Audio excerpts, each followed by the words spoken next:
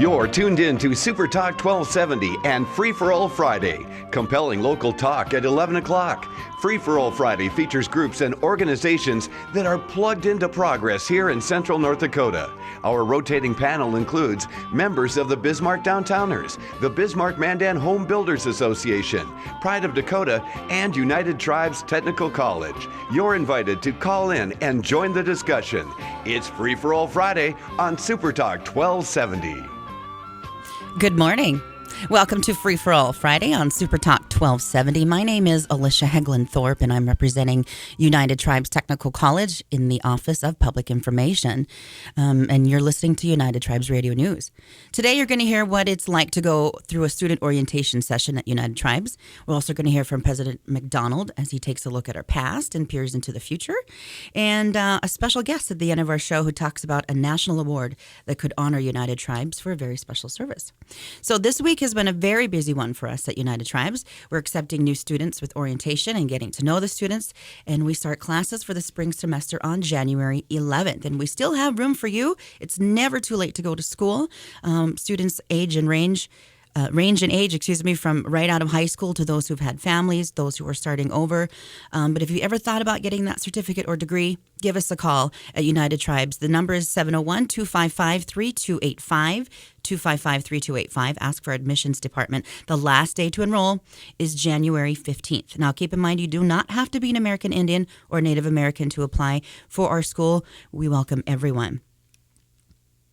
Some of the degrees that you can or programs that you can take part in is art marketing, business management, criminal justice, elementary education, practical nursing. These are just a few of the programs that we offer at United Tribes. But like I said, go to our website, uttc.edu, or call us at 255-3285. Yesterday, I was at the new student orientation, and I'm just going to give you a little sample of what it's like for United Tribes students and staff on orientation day. That United Tribes does, we have tons and tons and tons of support services, okay? And today you'll learn about some of them. You'll go to the Wellness Center, you'll meet financial aid. You've already met admissions over here. You will go to the Science Center and you'll do your focus and all of those types of things. So I'm glad you're here. Leadership begins here, and I know it's going to be a great semester. We have a lot of things to offer, and I'm sure that you guys are going to find a lot of interesting things to do here. So this is President McDonald. Oh, thanks, Carla. I want to welcome you here to United Tribes Technical College. I believe we've been putting together some very good things over the course of the past year. I've been here about 14 months, going on 15. And this really is an Indian community out here. And it's kind of like, I don't know how many folks coming from the reservation, but this is like, it's like that. It's like being back home in the middle of a city. And so it's kind of hard to explain that, but I think you'll feel that the longer you're here. And so I just want to encourage you to, use the resources that are available. We're continuing to make changes in regard to student services. So I have an open door policy.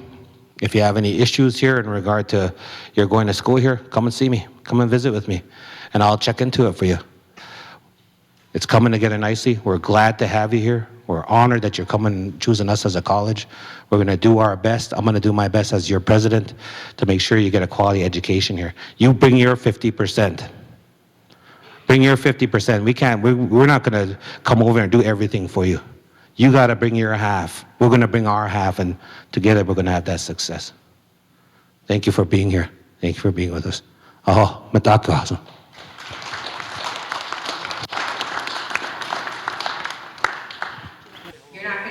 Hi, good morning. How are you? Welcome to our school. I just have a couple of questions for you. What's your name?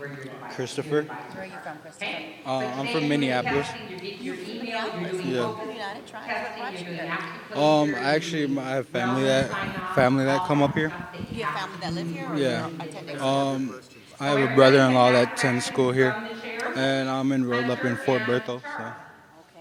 Okay. What's your major that you're taking up, or what course of study? I was thinking of automotives.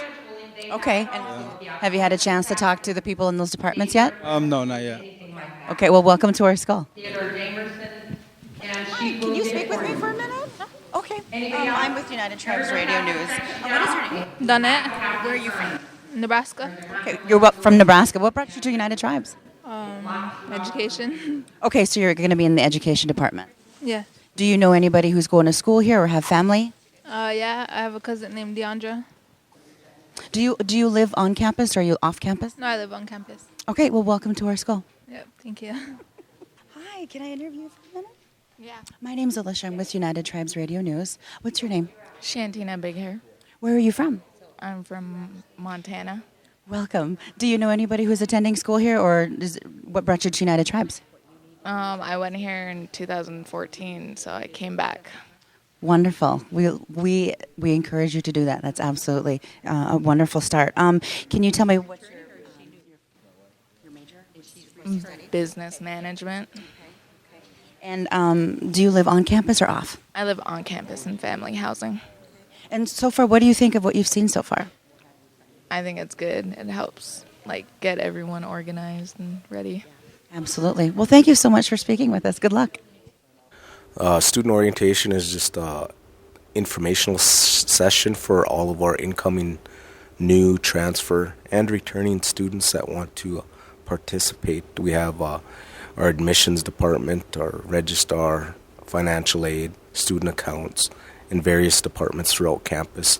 And this is an opportunity for new and incoming students to hear what we have to offer here at United Tribes and some important dates, deadlines, an opportunity to get out and tour campus and meet with all of these various departments and all of the good things that we've got going on here at United Tribes, all put into the student orientation. So it's a good time for them to get to know our campus. Okay.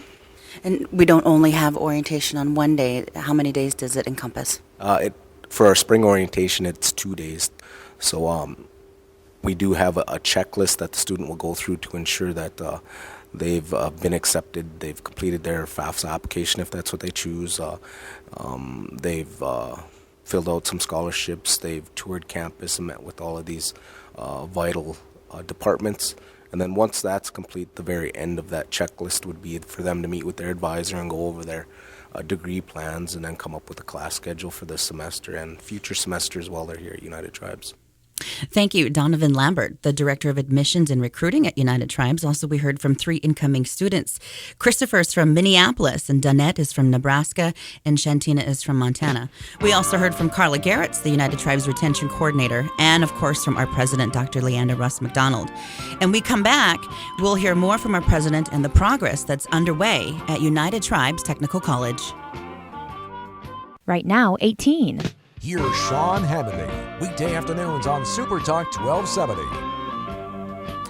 Thank you for joining us. It's Free for All Friday, Super Talk 1270. This is United Tribes Radio News, and I'm your host this hour, Alicia Heglin Thorpe. I'm with the Office of Public Information at United Tribes. We're taking a moment now to visit with United Tribes President Leander Russ McDonald as he tells us what some of the challenges and goals are as the new president. I began my position here on October 27, 2014. So I'm about 14 months into the job, a little bit over that. But I think the main goal of my administration here has been to be transparent and across the board for the work that we're doing, and to work on providing the foundation for moving forward. And that was really all the foundation pieces is in the governance documents, or is in a policy, if we want to call it policy. And in any event, a lot of this work, I think, especially for tribal colleges, is that it ends up being in has to be culturally based, tribally culturally based in our case. You know, and we look at our sister college, University of Mary, and they're Catholic culturally based in a sense. So I think there's some similarities here that we can talk to with the general public that can be found here on our campus to just have a better understanding of what we're trying to do. And so, being that United Tribes was founded in 1969 as an intertribal organization, the United Tribes of North Dakota Development Corporation, and is a nonprofit corporation chartered here in the state of North Dakota by the 5 North Dakota tribal nations, to include Manahinatsa Rickaw Nation, Sisseton Wahpeton Oyate, Spear Lake Tribe, Standing Rock Sioux Tribe, and the Turtle Mountain Band of Chippewa Indians. And then our 10-member board, United Tribes Board of Directors, provides governance and is comprised of the chairperson and 1 delegate from each of the 5 North Dakota nations. So in a sense, we end up kind of being a political entity too, in addition to them being our board. Where United Tribes is a member of the American Indian Higher Education Consortium, and then we're also accredited to the Higher Learning Commission, just like other colleges here within the state. So we're no different from them in regard to accreditation, and we have to follow the same guidelines that other colleges follow, and to make sure that we're doing the work that we're supposed to be doing as educators. And I believe we are, and that's been proven by our past track record. And as we move ahead, I think we'll do well in continuing to do that work. And we're actually being proactive in that, is that our self-study is not until 2017, March 2017, and we're preparing for that work already, like I think like most. But I think if we can build this foundation piece, those will be institutionalized. What we need in order to pass the self-study would be institutionalized into our systems, and will allow for us to draw from those different areas that we need in regard to maintaining our accreditation, and that should be and we should only get better at that as we move forward, and these things are in place. So we go back to the governance documents. Major accomplishments for 2015 is articles of incorporation were updated in February 2015, and this was establishing us as a 501c3 educational institution. And the last time it was updated was in June of 1987. So it was overdue for that. The Board of Director bylaws were updated in March again, the following month, March 2015. And they established operating procedures for the board, and they hadn't been updated for a while either. Employee handbook, I think for the most part, is that major rework on that. Utilizing the Society for Human Resources Management example, the SHRM model, and then taking that and adapting that to our system here, and utilizing some narrative in some cases for policy that we needed as a tribal college system or tribal college and university, but at the same time using the language from the SHRM document and Department of Labor guidance to make sure that we're in line with as an employee, as an employer. I think it's that part really, I think, is really come together nice. We've been through since we implemented it. We've had one revision approved by the board about 3 months in, about a quarter into the year, and now it's been 6 months since that revision, and we're going for another revision now to update it once again. And some changes that have come in place in the past year in regard to federal laws, state laws that we need to be sure are incorporated into that handbook. The other part is that's been done as a result of the updated bylaws. We had a finance and audit committee established and an investment committee established both in May of 2015, and these are comprised of board members from our board of directors. We have a revised mission statement. We have a new motto adopted. We started doing some strategic planning back in August of this past year, and then we hope to be. We will be complete here by Thursday, January 7th. And part of the work that we're doing there is we already have a template built, and we're just filling in who's responsible for that work, what's the timeline, what's the measurable outcome for that, and what's the funding that's needed, or what are the resources needed in order to do that work. And those things should all come together as part of this last strategic planning meeting, along with our board and our leadership. Other leaders within internal leaders here outside of the board, and so we're looking forward to that and having that results and having that document and posting that on a new website that's been completed as well this year. There's a Section 17 chapter that's been approved this past year, and we're really excited about that. Approved in November 2015. 4 of the 5 tribes of our governing tribes have ratified that. We hope to have that 5th one in place here within the next week or so, and so now we'd have all tribes that have ratified the Section 17. Section 17 is important for us because we don't have state funding like our North Dakota University system counterparts. We don't. What happens is we end up running on some federal dollars and our tuition, and that's our main revenue for operating as a college. What the Chapter 17 charter does is it allows us to work as to have, which is a tribal entity, and it allows us to have an umbrella of economic development businesses underneath this umbrella that are really tribally based, And so, and what it allows us to do is to take revenue generated from these businesses, and provide that to a portion of that is provided to United Tribes to allow us to have revenue that helps us to fulfill our educational mission. And I think that's so important for us as we move forward, because because of the lack of funding, because of the decreasing budgets that we continue to experience, and we're still underfunded.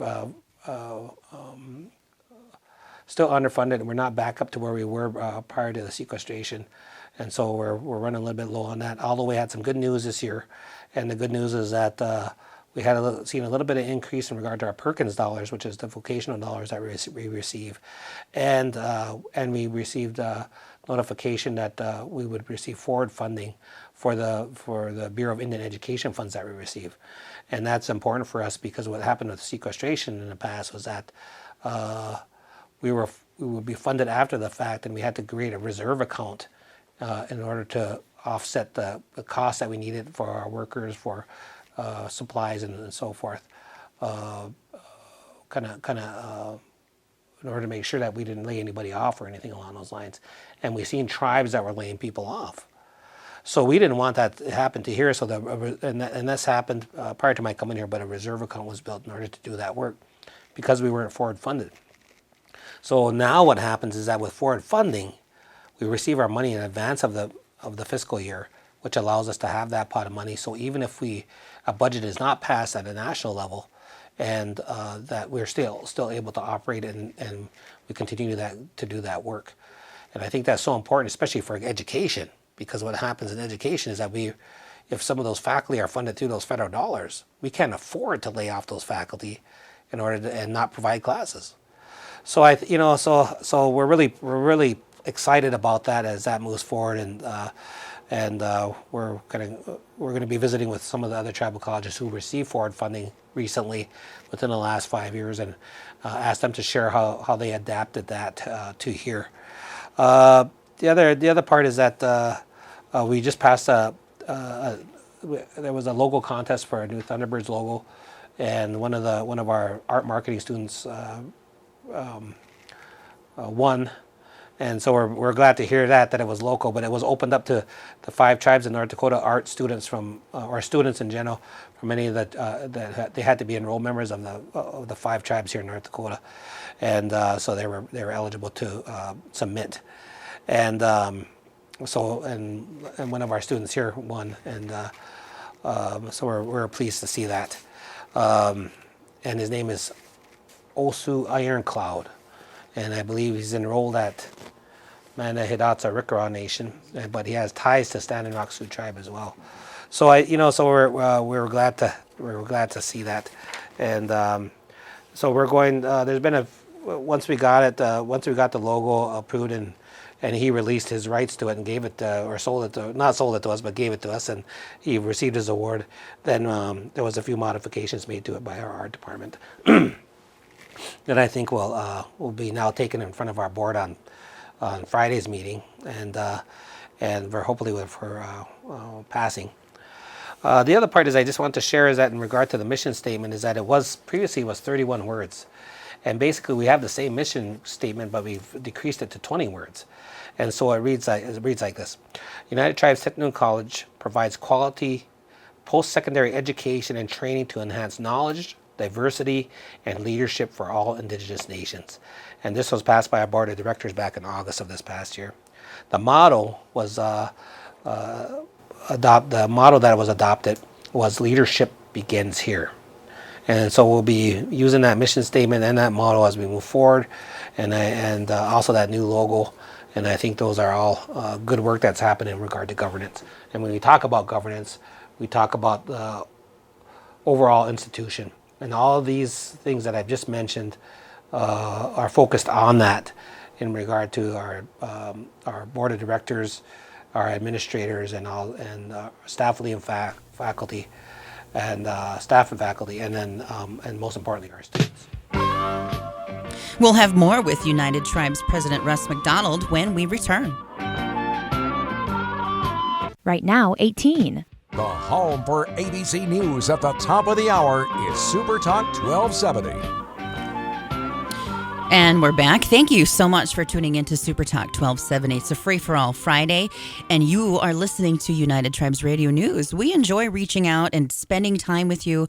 My name is Alicia Heglin Thorpe, and I'm with the Office of Public Information at United Tribes Technical College.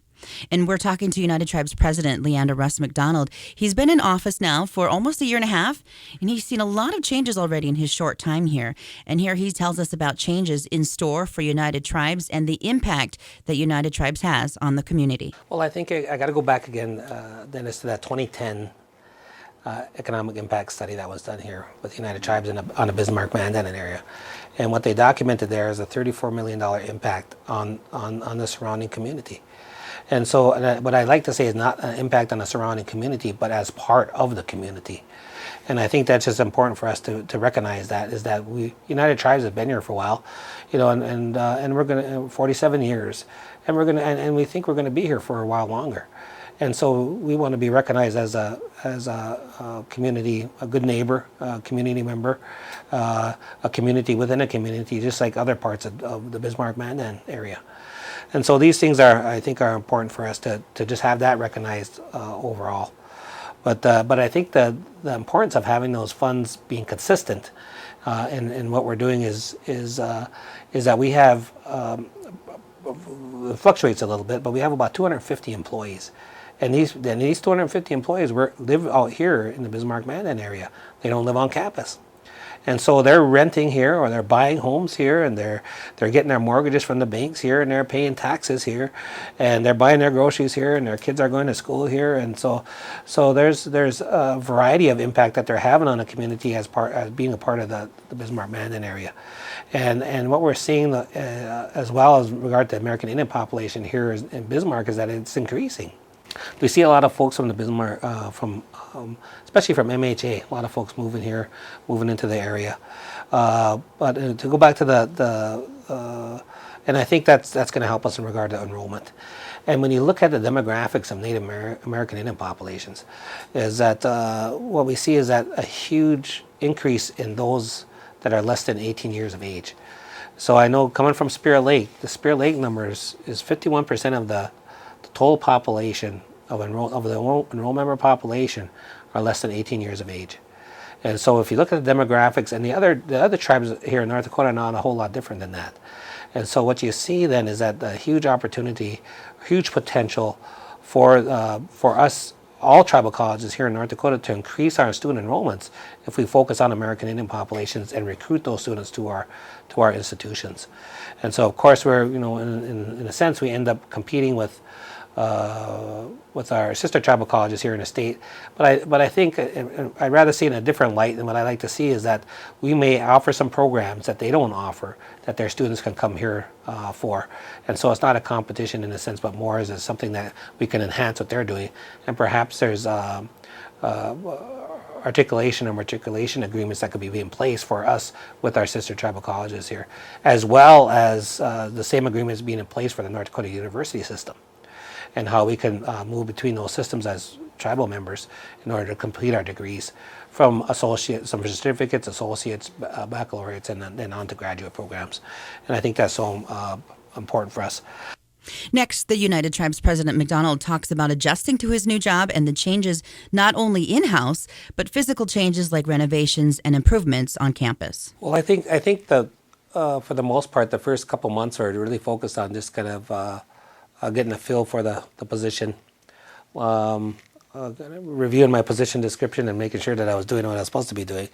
And I think for the most part is that I think for a lot of us, regardless of what system we go into, is that we see things that need to be done. And what happened here is that being a president allowed me to address those things immediately, or to bring together the resources that were needed, internal resources and external if needed, resources in order to address whatever issue we're having immediately. And and I think that the handbook is an example of that. It was pretty fluffed up in regard to legalese, and we simplified it because we wanted all employees to be able to read the employee handbook and to understand it, and then to implement it for their areas, or for themselves personally as an employee. And we wanted supervisors to be able to work with the employee and to whatever those employee issues were, and for them to use that policy document as a ways to help resolve issues and to decrease any questions that they were having in regard to interpretation of the document. And so I think that happened, and I think for as we go forward, we've updated the housing policies here have been updated for residential life. Faculty and student handbooks have been updated, and so those documents are important to the operations of the college, and that's kind of an ongoing thing anyway. But what we did, I think our focus for these documents was to simplify them so that everybody could understand them. I think that was the main effort. The other part is that to recognize us being a student-focused college. And that was so important for us, is that we recognized that we wouldn't be here without our students. So we wanted to be sure that happened. And that rolled into some facility accomplishments for this year. And the Sitting Bull Hall is the men's dorm, and that includes new energy efficient windows, plumbing, insulation, disability access, new paint and some new flooring. Jack Barden Center, the renovation is near complete, and the lower level is was repurposed as a student union with a computer lab, TV room, student senate office, bookstore, and a Cozy Creek cafe. Upper level was reconfigured as a one-stop shop for students for the registrars, admissions, financial aid, career development, bursar, and recruitment offices. And that grand opening is on January 11, 2014.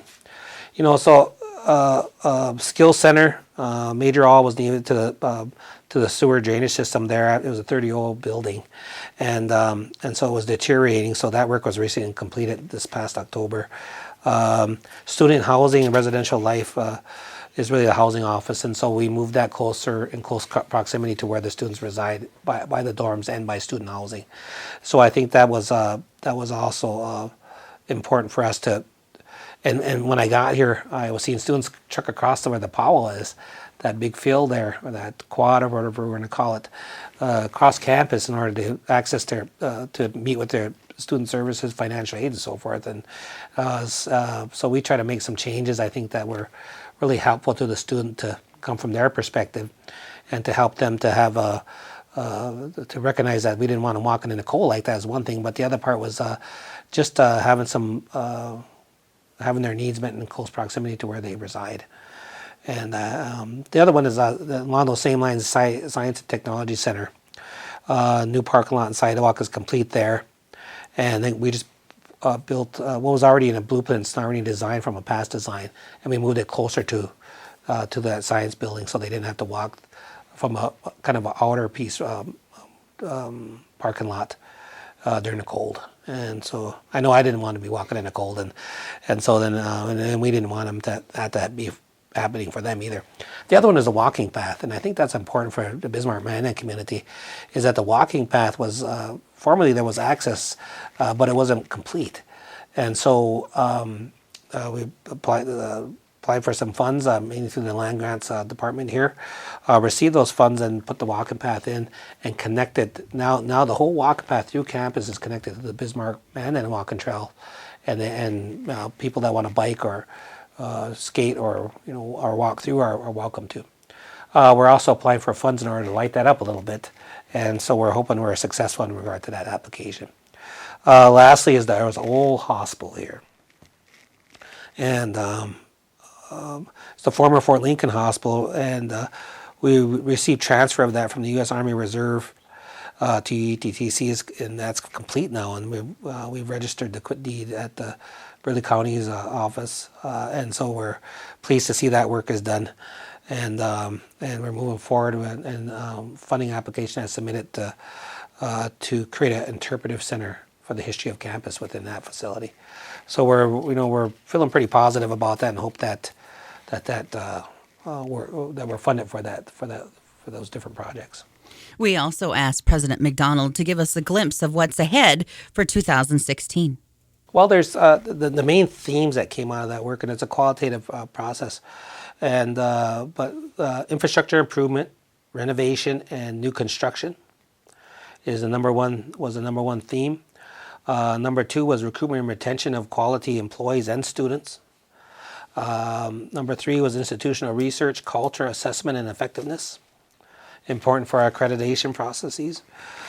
Trending opportunities, cultural innovation, and new degree options. We're looking at by our next self-study scheduled for March 2017 is to have a master's degree in place and to change our name at that time to United Tribes University. So we'd have a graduate program here in education. And I think that's important for us moving together and to changing our name to that, to university. Lastly, and I think probably most important to all of these initiatives, or all these themes, is to expand funding for creating a self-sustainable college. And the Section 17 really fits underneath that as a objective to move us in that direction.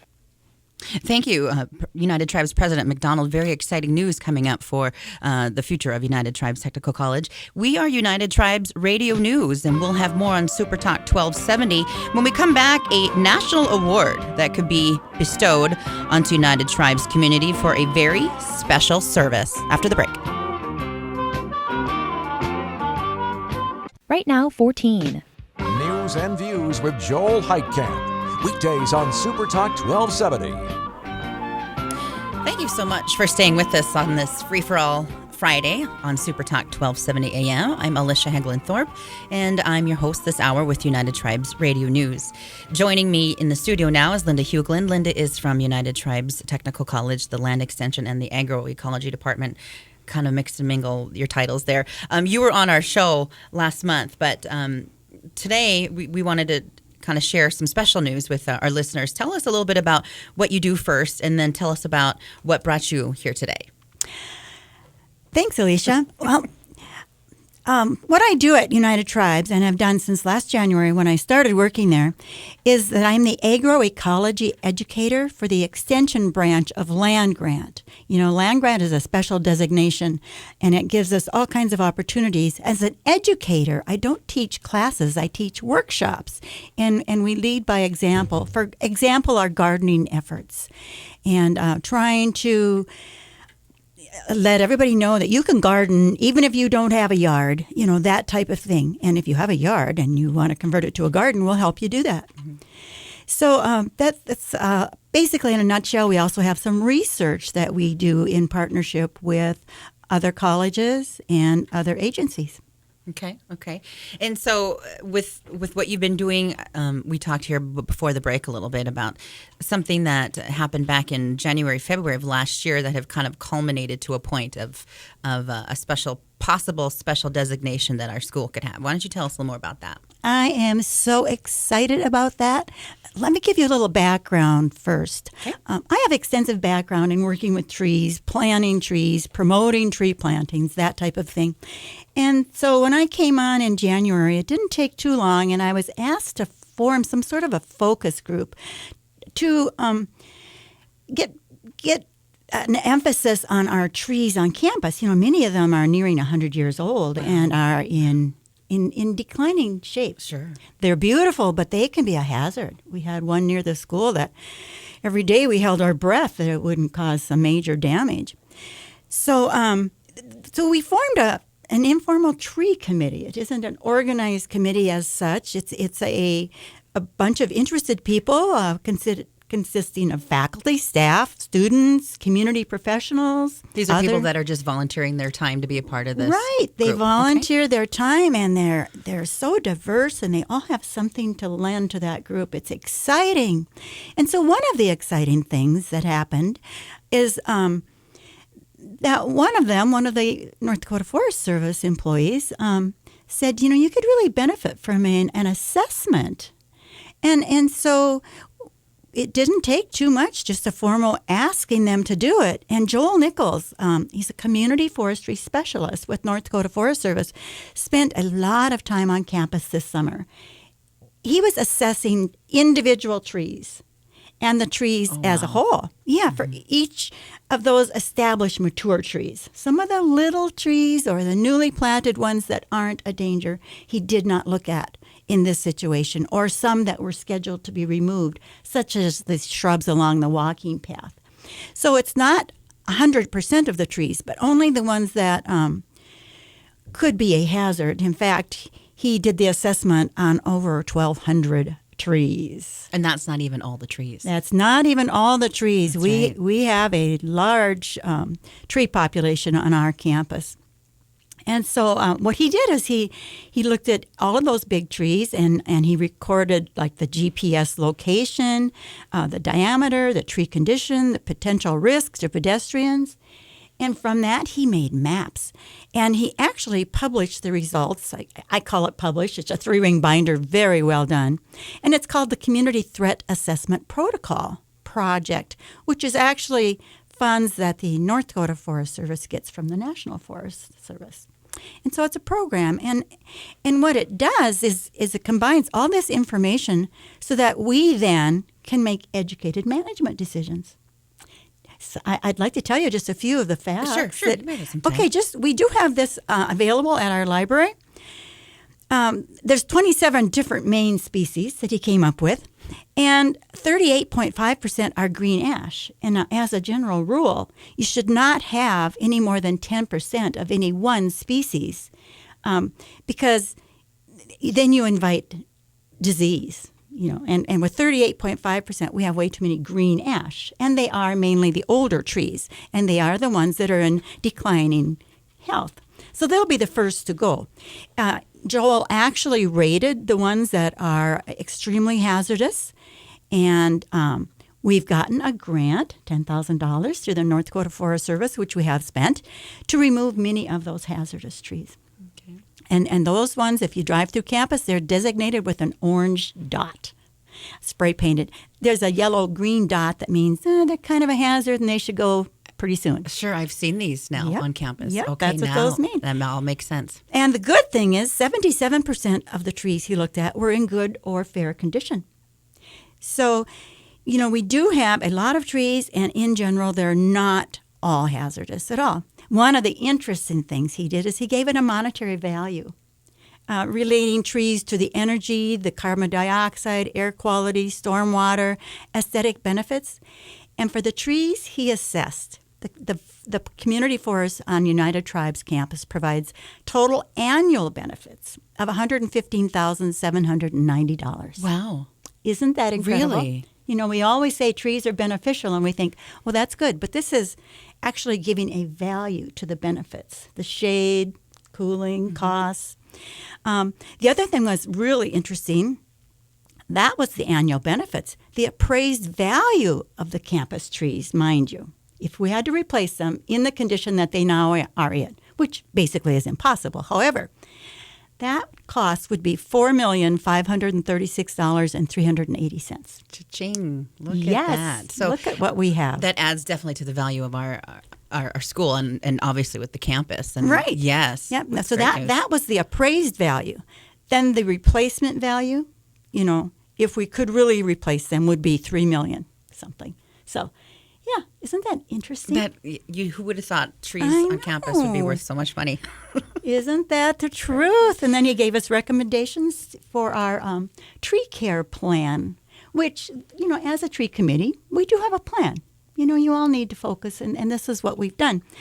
It's so far an unofficial, it's plan. It's not a policy. A lot of it is what we already were doing. Maintenance department has done a fantastic job of maintaining trees. And they keep pretty good track of how much time is spent on the trees. And as such, they have a budget, too, that they spend on trees. So that brings me to the second part of the benefit that we've derived, the thing I'm so excited about. Yes. The reason why you're here today, you're telling us about. Yeah, that was the background. Yes. The next thing is we have applied and gotten notice that we were successful in our application. That does not mean we're 100% there yet, but United Tribes Technical College is on the path to becoming designated the first tribal college to have Tree Campus USA designation through it's through the Arbor Day Foundation. Now tell us what that means. What does it mean to be a Tree Campus USA? Okay. Tree Campus USA is a status that shows that you pay attention to your trees, you care for them, you plan for them, you utilize them in your educational efforts. It's a designation that lets anybody know that sees that sign that hey, these guys are on the ball with their tree community on their campus. Absolutely. So how does a campus earn the title? Just an application, or what does the application process require so that you can be designated as? Sure. It's no easy process. The first thing was having that focus group, which we call our tree committee. And it's an advisory group, and that is the first standard you have to meet. There are 5 in all standards. The second is that campus tree care plan, which just putting it together in words, what we already do and what we would naturally hope to do, such as replace trees as they're removed, not necessarily the same place or the same species, but not only removing hazards, but replacing, planning for the future. The third thing was that you have to have a budget, a dedicated plan for spending on tree planting and tree management. And we have had, like, land grant. We spend some money every year on trees. And I know that maintenance spends a lot on maintenance. The fourth thing, which we've always done too, as far as I know, is an Arbor Day of observance. And we've been planting an apple tree in conjunction with the land grant department's classes. And then a service learning project. We recently held a pruning workshop. And so that counts as that. So we met the 5 requirements. Okay, so you're on your way. So do you know when you find out? Well, they said they would let us know shortly after the first of the year. So okay. Every day I check my mail. I'm so excited. How does a campus keep this title? I mean, is it a Tree Campus USA for life, or do you only get it for a year or 2 or 3? We have to resubmit a certification every year that we are continuing what we started. Okay. That's wonderful how that works. Thank you so much for being here and telling us about that. That's exciting news. Just real quick here before we end our show tonight, I just want to give us some current events at United Tribes Technical College. There's the Thunderbird basketball game that happens tonight at 5. We have the Lady Thunderbirds playing, and at 7 we have the guys, and it's at the James Henry Gym. It's on the campus of United Tribes Technical College, and they're playing Ogallala Lakota College tonight. Also keep in mind Winter Market on January 23rd. Again, that's going to be February 20th. Buy local year-round, and that's in our multi-purpose room, also at the James Henry Gym, and that takes place January 23rd from 10 to 2. Locally made arts and crafts, fruit, vegetables, canned goods, a lot of things that you may never even thought of that you would find at a place like this. But they do accept debit and credit cards, so keep that in mind. And we'll be back here with United Tribes Radio News on February 6th. Thank you so much for having us. Have a wonderful day.